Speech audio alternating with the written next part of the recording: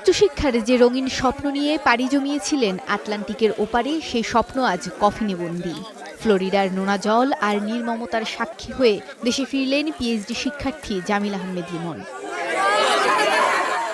সোমবার সকাল ৮টা ৪৭ শাহজালাল বিমানবন্দরের রানওয়ে স্পর্শ করে জামিল লিমনকে বহনকারী এমিরেটস এয়ারলাইন্সের বিমান।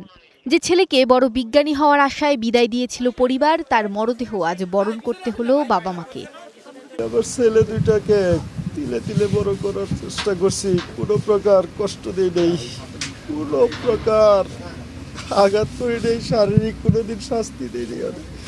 যা শাসন করছি আমি মুখে শাসন করছি, তো আমার ছেলেকে এইভাবে যে মরতে হবে জানি না, উপরওয়ালা জানে কি কষ্ট দিছে, এটাই আমার কাছে কষ্ট।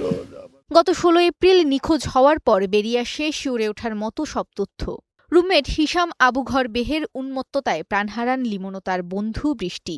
এরপর ২৪ এপ্রিল আবর্জনার ব্যাগে মিলে লিমনের ক্ষতবিক্ষত দেহ।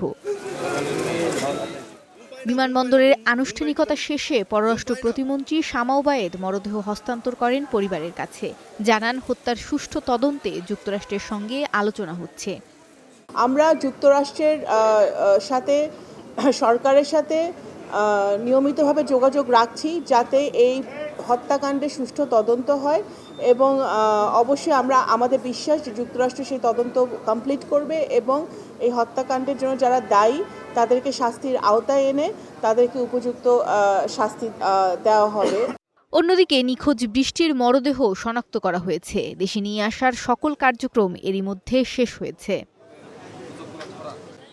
মৌমিতা মৌ, স্টার নিউজ, ঢাকা।